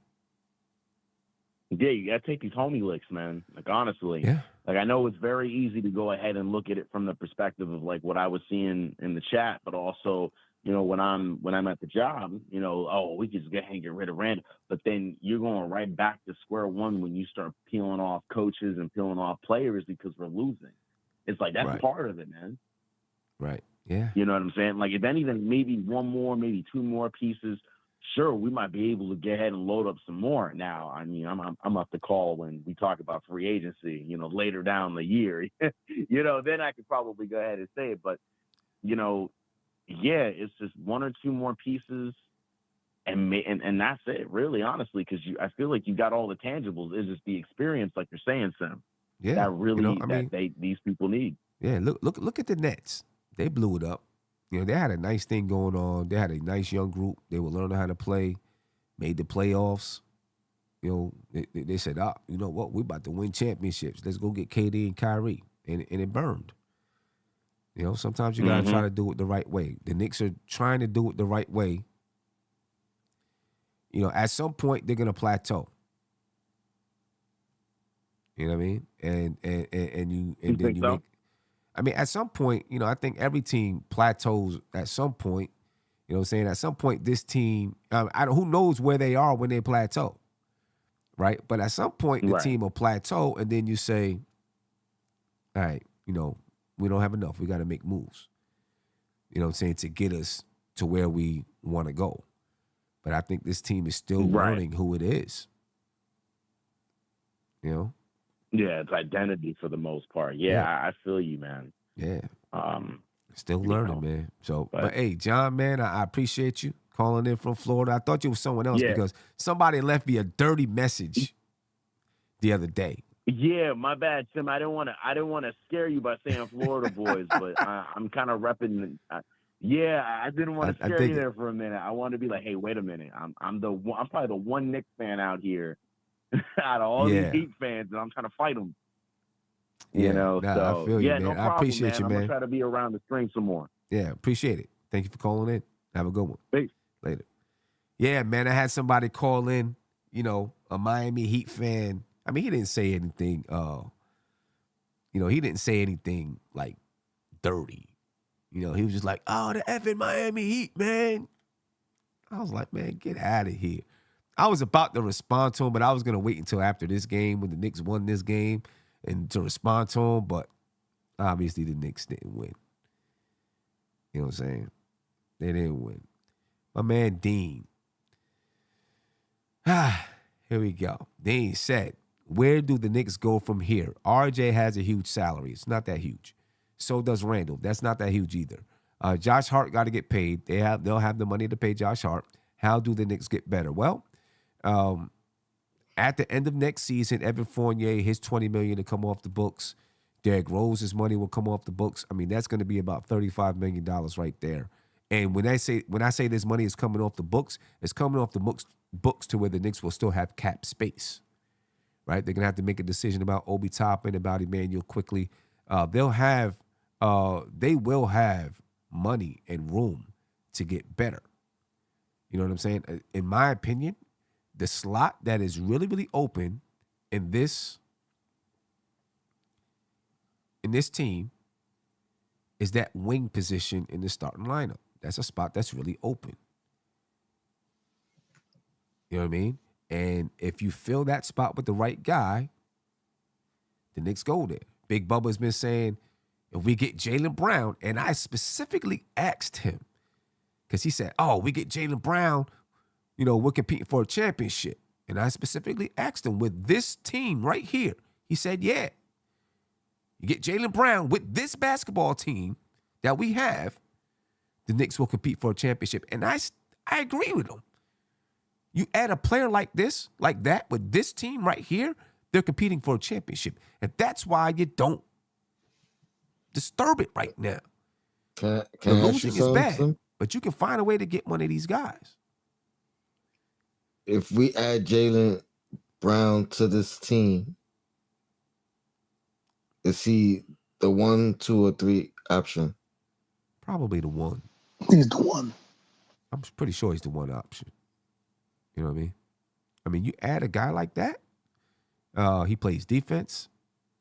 You know, he's been there in the playoffs. I agree. I think you're a championship. I mean, you should be. You add that to RJ, Brunson, Randall, Mitch. You better be expecting to be a championship level team. Now, you're like, we're trying to contend. You think immediately though? Because here's the I give thing. him a year. I give him a Even year. if he's the number one, now we talking about that next learning curve, right? I agree. You know what I mean? Yep. The same thing that Brunson is dealing with now, kind of coming into the number one option for the first time. The same thing Randall had to deal with prior to Brunson being here, being the number one option for the first time. And then, now we're bringing in a guy who's never been the number one option. And again, I'm not opposed to it. I'm just kind of letting like Knicks fans know, like, there's still a window of, him kind of figuring out that role, the team gelling. Now, there's a difference, but there's a difference though, Tony, because there's been many times Jalen Brunson's been the number one option, even during that NBA Finals run when Jason Tatum wasn't playing good. Oh, go ahead. Yeah, I'm talking about Jalen Brown's been the number one option, even when Jalen Brown had a horrible of Jason Tatum had a horrible finals. The difference, it's a different ball game when Jason Tatum's absent as opposed to on the floor and not playing well. And again, this is not me saying, because I would love Jalen Brown. I'm just trying to let people know, even if we're a championship contender, there's still a learning curve. There's still things that we got to grow in and figure out. I told Sim exactly that. I said, if Jalen Brown was on this team, we'll win a championship within 3 years. Okay. Yeah. I can see that. Yeah. I wouldn't expect him to be them to win the championship first year, but I think you add a player like him, and we're using Jaylen Brown, but a player like Jaylen Brown, you know what I'm saying? Your expectations then really do have to raise. And now you have your hierarchy of players. And then you think, well, I don't know. They haven't released the All-NBA list yet, right? I don't think so, no. Because I think that's going to be the most crucial part. If he makes All-NBA, he could get Supermax. Who, Jaylen Brown? Jaylen Brown. And then if that's the case, I don't think he turns that down, you know what I mean, to explore. Yeah. There has been rumors that he doesn't want to come back to Boston. But I only bring that up to show that we have this spot open for a wing guy. And we have other pieces. We got to fill that spot right there. Right? Because Quentin Grimes ain't getting it. And, he's a young guy, still growing, but I don't think he's going to be it. You know what I'm saying? Josh Hart, he's not going to be it. You have a spot right there for a wing guy that, comes in is your main, your focal point. You know what I'm saying? And so I think we got to keep going on this trajectory upwards. See where it goes. So at this point, you would rather reserve making any move unless it's that number one option move? Oh yeah. Obviously, if you got to give up, if you got to give up a Randall or RJ to bring in that number one option, then that's what you got to do. You know what I mean? Yeah. I was thinking more on the lines of utilizing the expiring contracts. Getting a guy, like, theoretically, if let's say Jaylen Brown, because no matter what, that's a long shot, right?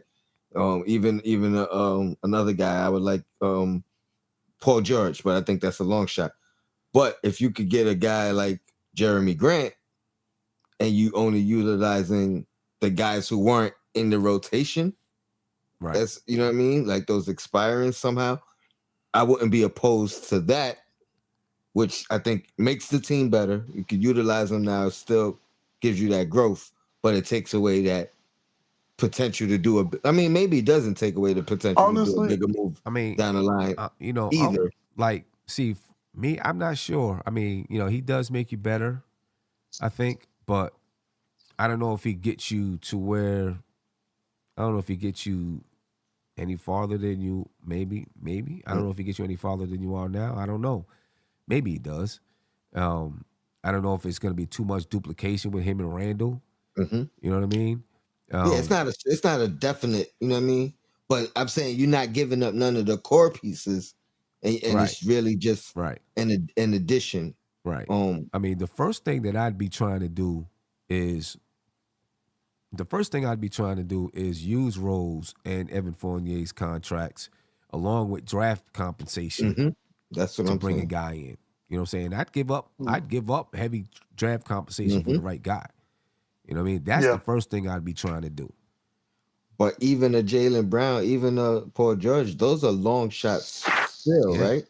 Like, but honestly, because Tony, I'm really past the Paul Georges and I'm just giving prototypical type of guys we need. I prefer Brown over Paul George as well, but I'm just saying, regardless of who it is, it's a long shot because these Tony, guys have to want to be moved, and now you have to entice the team to Tony, bring them here. Yeah, so to me, what we need, I would wholeheartedly say there's two things I think we really need. I really believe we need a lockdown. I'm talking about a Steve Novak type of dude. Like we need one of those dudes that knockdown. Knockdown. Straight up. I thought he said. I thought at first. I'm sorry. At first, I thought he said we need a lockdown, and then he said Steve Novak. I was like, wait a minute. Knockdown. Okay. No, we need a knockdown. Like honestly, man. Yeah, like I agree. We need one of those guys because man, we just keep the zones. We just keep getting killed by zones, man. So we definitely need to get one of those guys, and then we just need a wing, man. And I'm not going to talk about it because I'm sure we'll get into it, sometime down the line. But I like names, man. You got to tell me who. Like, yeah, we need I would I like the Paul Georges, Kawhi Leonards. They're in the 30s. Mm-hmm. I'd rather have obviously a Jaylen Brown, Brandon Ingram. Mm-hmm. You know what I'm saying? Guys like that who meet the who are right there in the same age bracket. You know what I mean? That you're growing with. You know what I'm saying? OG Anunoby, Jamrock said OG Anunoby. I don't know if OG is on the level of Brandon and Jaylen Brown. You know what I'm saying? But I mean, he'd be a nice piece, though. You might argue he may not be on their level offensively, but he's young enough to get there. And you can argue that he's a better defender than both of them currently at his young age.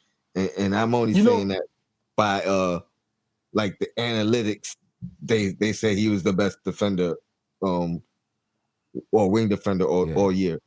So, you know what I'll take a shot at? I'll take a shot. I mean, if we can't get Jaylen Brown, I'm going to probably go look for Seth Curry or Buddy Hill. For the wing position? Well, no, just for a shooter. Oh. Okay. What about okay?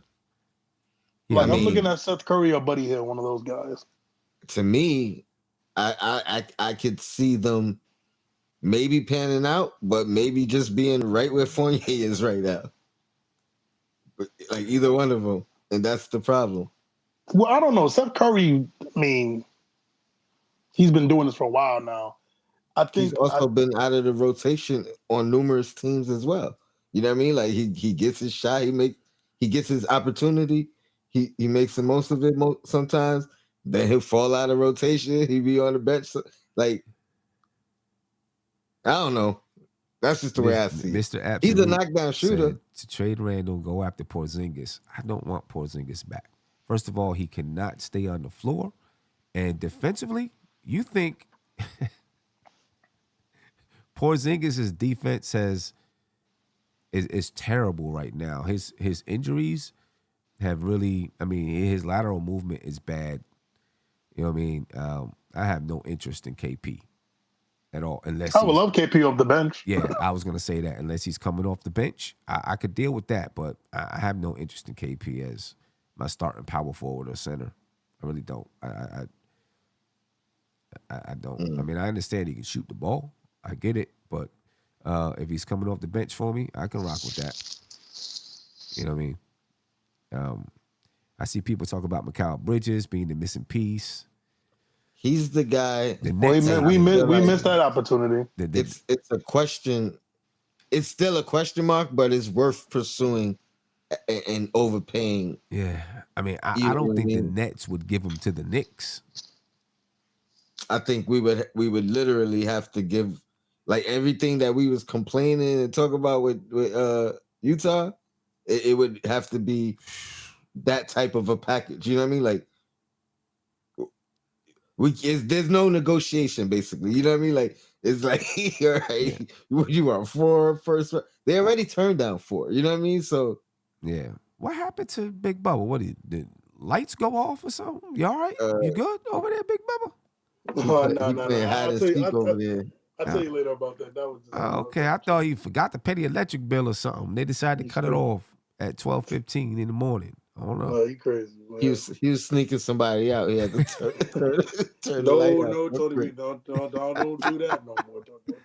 Don't you put that on me, Tony. Watch it. His girls probably watching the show. You gonna get a book thrown at me, man. Don't do that. I mean, I thought. Never mind. Let me shut up. I mean, because listen, he's either with her or on the show or on Guillermo's show, so she's watching to make sure. That's it. That's all I do. But you know, so honestly though, man, look. No, I'm gonna say that I'm gonna save it for the elimination game. I'm gonna save it for the elimination game. But the Knicks do have some great moves they can move. Like you said, they definitely do need to use Rose. See, the only thing. So here's the only thing. I need the Knicks to not have a heart when it comes to Derrick Rose. I think that ship has sailed. I think so. I think the heart would have been us seeing him throughout the season, us seeing him in the playoffs. Well, Tony, the only reason why I say that because he's an asset at this point. But Tony, we all know that they respect Derrick Rose highly, which again they should. Will they have the heart to do what's best for the team? They have to. Rather than Derrick. I think they will, and at the same time, even if they like, it's not like they moving him with 4 years left. You know what I mean? It's not like they moving him with 3 years left. They moving. He knows his value is more as an expiring contract at this point than it is as a guy. Like even a team trading for him, I don't think they're trading for him to utilize him as their backup point guard. He's probably gonna be their third string point guard. If they even keeping him, you know what I mean, long term. You know what I mean? He might be a buyout candidate. Yeah. Like I think all that is in play. It's not. I mean, they've got to listen. If I will be highly upset if they pick up his contract for next season. The only way that I want them to pick up Derrick Rose's contract is if they're trading him. He makes $15 million next year. No reason to pay Derrick Rose $15 million next season. No, Well, if is. they don't pick it up, does that become $15 million in cap space we could utilize? I believe so. Okay, I was under the impression that we were close to whatever. You know what I mean? Not the full cap, but we was close to the I think what you're saying. Right. You know, I mean, but the thing is, if you pick it up, I mean, obviously you can trade him at the deadline, right? But what if you can't? So right now, I don't know where the cap is going to be for next year, right? But the Knicks are on the books for $151 million next season. Without Derrick Rose, that takes him down to $136 million. That's got to be near or below the cap. Yeah, I think it was projected 150 something, like 152, 151. You know, Josh Hart there's a player option for 12.9, so you got to figure that out. You know how Josh Hart's getting like 20 Josh Hart's million. going to be. You know what I mean? You got to figure that out. So, you know, there's some things you got to figure out. as far as that's concerned. But Did IQ just save us $100 million? Yes. Yes, he did. he did. Oh, I'm sorry. he I'm did. sorry, Emmanuel, but you definitely did. Yeah, he probably did, man. He probably did. Just saved us like $100 million or something like that. You know, because I mean, not saying he can't go out and get it somewhere else, but you know what I mean? if he would have had the play, but here's the thing: if he would have had the playoff series, that if he would have stepped into just this, even not even Cleveland, this series, the Knicks would be tied 2-2, up 3-1, whatever. Yep, it'd be right back up there. And then all of a sudden it'd be like, yo, we got to pay IQ. I ain't gonna lie to you, Tony. It went from. It's crazy. I feel bad for him because the chart went like 50 mil, 80 mil. Ooh, he's gonna be $6 million a year, 100 mil. Cleveland, it went from 100. Honestly, I thought we were gonna have to pay him like at least 120, 100 or the 120. It went from 120, 110, 100, 60. Man, listen, Miami, you might as listen. It's tough. I got 100,000 for you. It's tough. I feel bad for Quickly, man. He'll be all right. Yeah. He did lose $100 million though, Tony. You ain't lying. He lost some money though. He lost some money. He ain't losing. He just saved us some money. Right? Yeah. He did. I guess he didn't lose it because he never had it. Right? Somebody, Jamrock said the cap for 23-24 is $134 million. So, so we right there. That means if we don't Rose, put you just about right there. Well, that means see you later, D-Rose. That's what I'm saying. That means you got to do it. You got to do because if you got to. You said if we don't pick up Rose's contract, we're gonna be at 130 something, right? If you don't pick it up, you're right there next to the cap. If you don't, and that's why I'm saying you have to do it. You have to pick it up. Because otherwise, if you don't pick them up, you can't spend that $15 million on someone else. So utilize you keep the option. You have him as an expiring contract, which is now an asset, right? For somebody, you know what I mean, somebody you can trade. No, that's true. And that's true.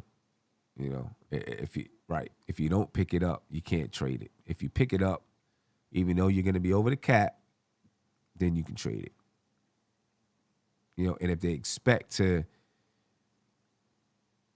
be able to, how much will it come down to?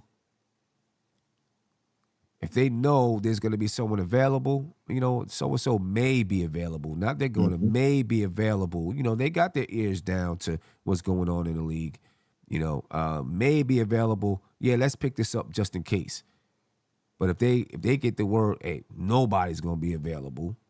But Sim, you can't, like, that's my thing. You'll never get the word nobody because you know what I mean? Like, you never know. The right price. Availability can be instantaneously. A guy could be happy today, you know what I mean? And 2 weeks from now, he wants out. Right. So that's what I'm saying. The worst case scenario is we pick up the option and we're not able to trade him. But even if we did that, I mean, it sucks for him more than anybody else. It don't hurt the organization because we weren't going to be able to utilize that right. money. I mean, the only thing it does is make the Knicks have to pay over the cap. Yeah, but I mean, that's it. That's Dolan.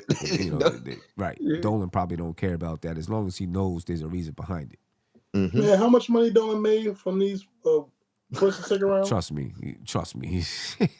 Hey. And Sim, we're not even talking about the Ranger games. Right. He's not worried about that $15 million. Right. He ain't worried about that at all. So man, he made that back what between these 3 playoff series. Man. But I said all that to say that's my best option for us moving forward. Like, how do we get better? It has to be utilizing Fournier's contract expiring, picking up Rose's option expiring. That's almost 30 million, right? 30 something, whatever.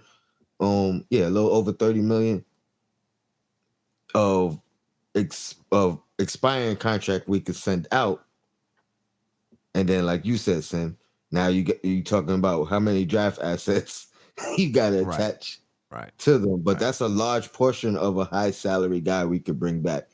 And you don't got to rush, you don't got to make the move just to make the move, but we have the ability, Right. if something pops up, to say, Nah. all right, we got 30 million in cap that we could send out. You know what I mean? We might have to add some more depending on the contract. And then we got all those draft picks and all that assets. kind of stuff. Yeah. Ric Flair said, "What if Knicks really win the next 3 though?" And then Rafael Rubio said, "Are we winning Game 5 at least?" I mean, listen, for the next 3 starts with Game 5. You know what I mean? Like we said earlier, you got to break it down to, the Knicks just got to look at the next game. All they got to do is win 2. You win 2 games.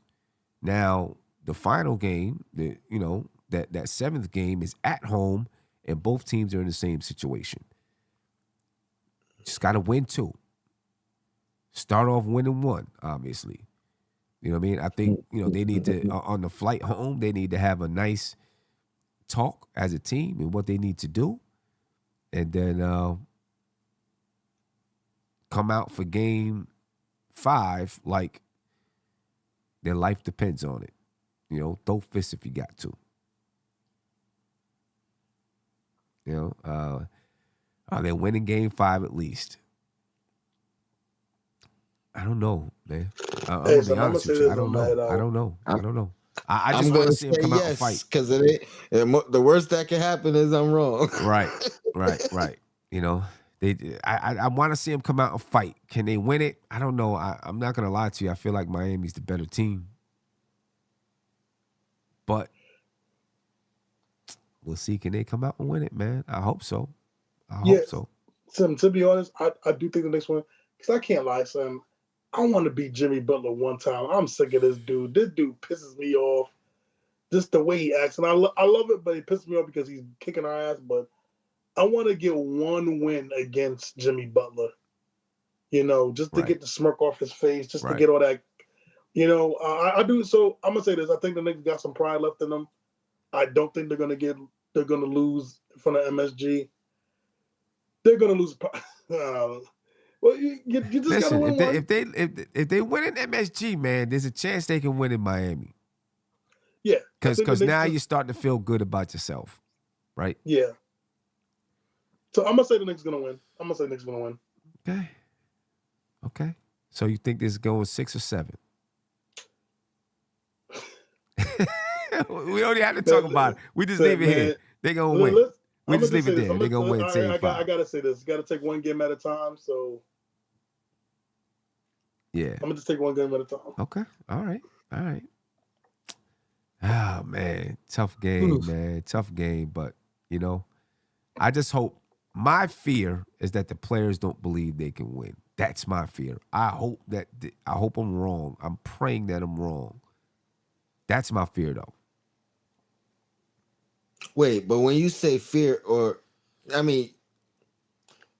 that's your fear. That's not your belief, right? You confuse me when you say you hope you're wrong. I hope I'm wrong. You can't be wrong with a fear. A fear is a fear. I hope that my fear is wrong. You hope your fear. I hope they don't fear me for nothing. You know what I'm saying? Okay. I just when I look at them, when I look at their body language, that don't mean I think it's gonna happen. You know what I mean? Yeah, I mean, when I look at their body language, I feel like they don't believe they're as good as this team. That's why I say that. Do you believe? I don't know. We'll deep dive into it when it's all said and done. You know what I mean? Like what it is. But I mean, if they believe that, the series is over already. Right. You know what I mean? Because and every play that something positive happened for the Knicks, twice Randall got dunks down the lane and the refs called a foul against them to take it away. Yep. Not against Randall, but against somebody else. You know what I'm saying? And it was just like, come on, man. Like, y'all taking everything away from us. And then they called Randall on a foul on Laurie, which took a basket away. I Which forgot took a who scored basket that away. basket. You know what I mean? So that happened too. I mean, Yep. like that's And what I mean. then- Like, Yeah, and a then lot of it was self-inflicted at the wrong time. Right, Not but- saying Miami didn't do things too, because they definitely did. They hit big shots yeah, to stop bleeding, but I there just was feel so like many things that we just like their body language to me just says like they feel like we're doing what we have to do. We're hitting shots. We're getting to the lane, trying to, you know, make these buckets, and it's not working. You know what I'm saying? You know, even the last offensive foul on Randall, I'm like, come on, man. You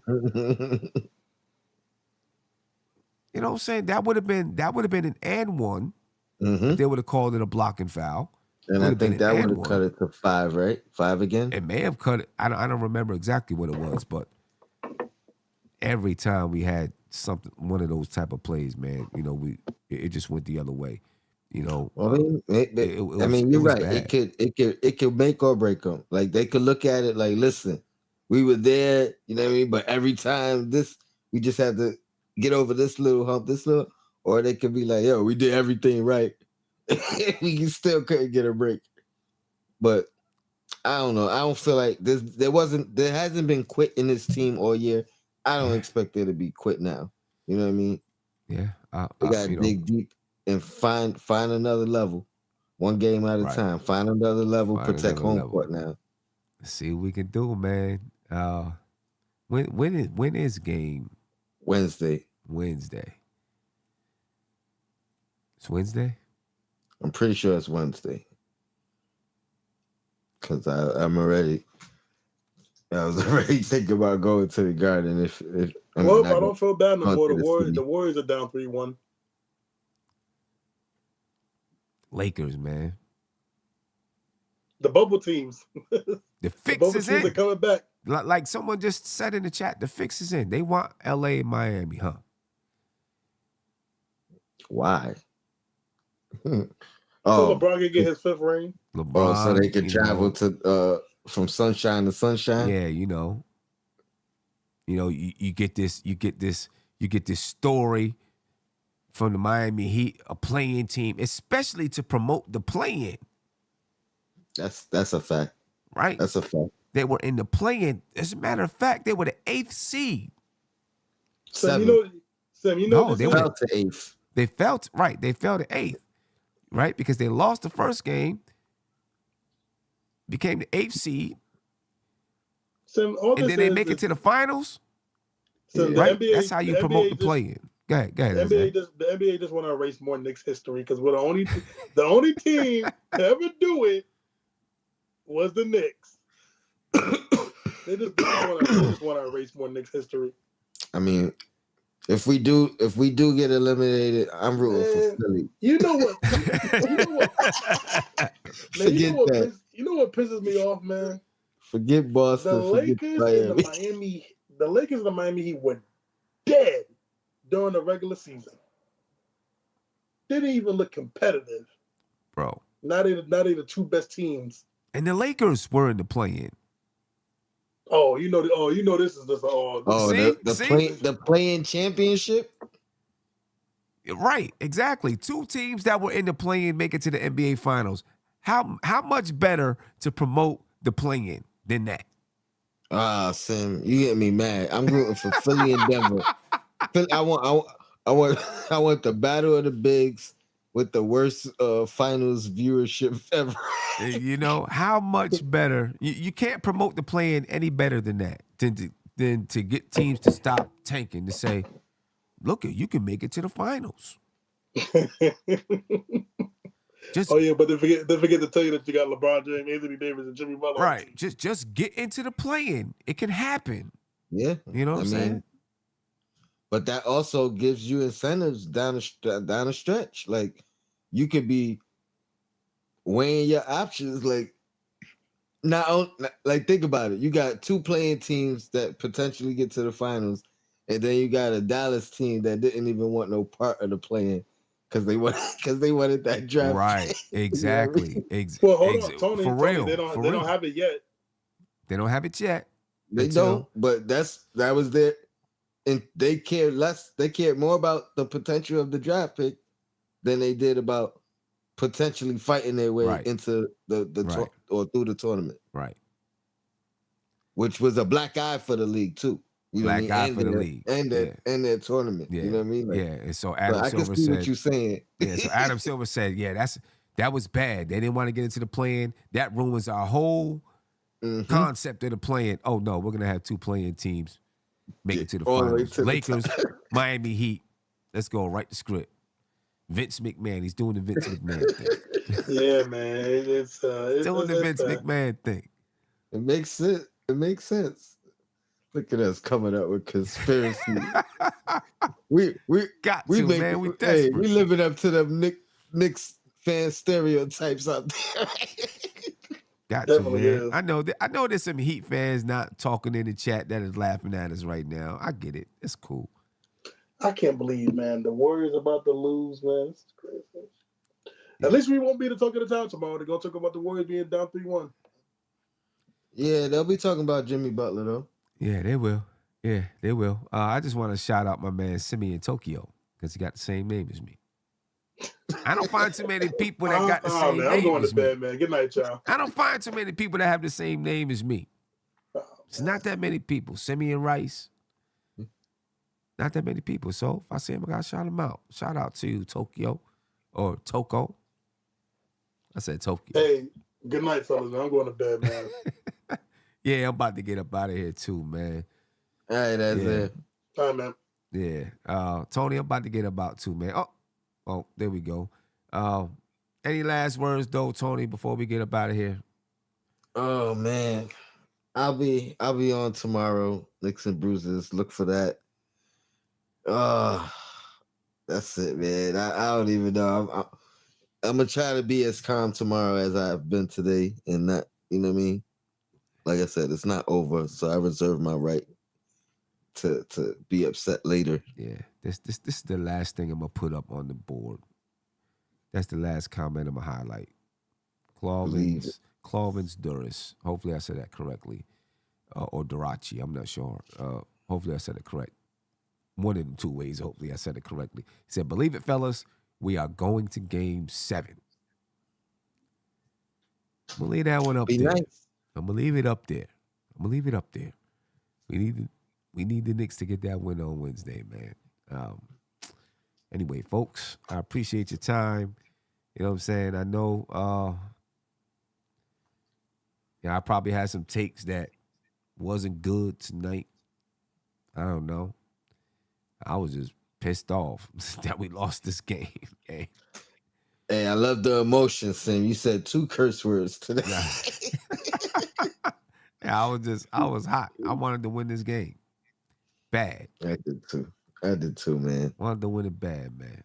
We took the at least I ain't spend $1,200 to go to Miami like I was planning. Doubt. For real, man. For real. Because I would have really been tight. No doubt. Ladies and gentlemen, I'm out of here. Appreciate your time. I'll probably join Tony on Knicks and Bruises tomorrow, and I'll probably do something tomorrow night, you know, to try to give us some hope. You know what I mean? Anyway, I'm out, ladies and gentlemen. Peace. This is NBK, nothing but Knicks. When Sim passed the assist, you know that it's #1 show that breaks down the game. If you can't play defense, stay out my way. Dribble the ball, come down the lane. 5 seconds on the shot clock, who gon' win us the game? You wanna hear Nick updates and trade rumors? Postgame reviews, this the place to tune in. So tell a friend just to keep the ball moving. Like the page if you feeling the movement. Every game we coming to win. Give us a sub like a player that came off the bench. This is NBK, nothing but Knicks.